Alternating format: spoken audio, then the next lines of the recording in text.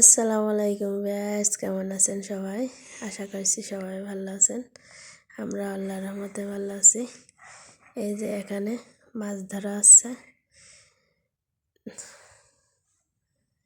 এই যে এখানে মাছ ধরা হচ্ছে।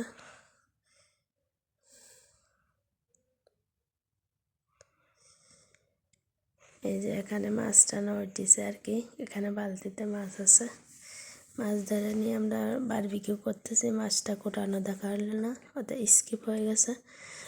এখানে পেঁয়াজ, রসুন, আদা, টমেটো সব কিছু শিলপাটায় বেটে নিলাম।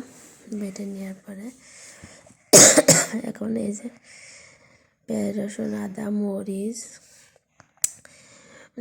গরম মশলা, হলুদ, লবণ, একটু মাংসের মশলা দিয়েছি, একটু বারবিকিউ মশলা দিয়েছি।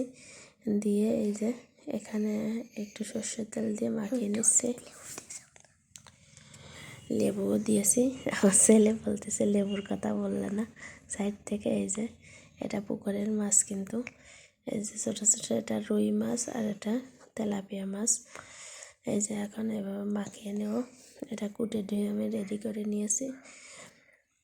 কুটাটা স্কিপ হয়ে গেছে। এই যে এখন ঢেকে রেখে দিয়েছিলাম আধা ঘন্টার জন্য। এরপরে আমি চুলাই, এই যে এখন এটা আছে এই চুলার সঙ্গেই থাকে। এটা আছে আমরা রেখে দিয়েছি বারবিকিউ। আমরা মাঝে মাঝে মাংসও বারবিকিউ করে খাই, আর মাঝে মাঝে এই যে এখন মাছও খাচ্ছি। কালকে এটা কালকে করা। কালকে যেহেতু বছরের শেষ, ছেলেমেয়েরা বলছিল আম্মু কিছু একটা করো, তাই এটাই করলাম। এই যে এখন আমি এখানে দুই পাশে দিয়ে দিয়েছি অনেকগুলা। আর আমাদের অনেকগুলো মাছ 10-12টা করা হয়েছে বেশ। এখানে মাছগুলো একটু ছোট ছোট লাগতেছে ক্যামেরায়। আর এই যে এটা একটু বেশি তাপ হয়ে যাচ্ছে। এবারে এগুলো উঠায় ওই পাশে দিয়ে সাইড এই যে কাঠের আগুনে এগুলো উঠায় ওই পাশে দিব। দিয়ে জাস্ট এগুলো হচ্ছে না, আর এগুলো পুড়ে পুড়ে যাচ্ছে। নরম আস্তে আস্তে জ্বালেই কিন্তু করতে হবে। এগুলো তাপ বেশি হয়ে গেছে, তা আমি ভাবলাম তাপ বেশি না হয় ওই যে এই পাশেরগুলো ওই পাশে দিয়ে দিছি। ক্যামেরায় মনে হচ্ছে পোড়া পোড়া, অথচ কিন্তু পোড়া পোড়া না, ওরকম কিন্তু দেখা যায়।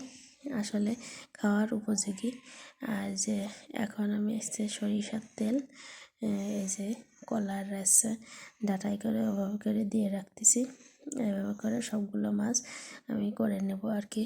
সবাই ভালো থাকবেন, সুস্থ থাকবেন। আমার চ্যানেলটা সাবস্ক্রাইব করবেন, ভালো লাগলে লাইক কমেন্ট শেয়ার করবেন। আল্লাহ হাফেজ।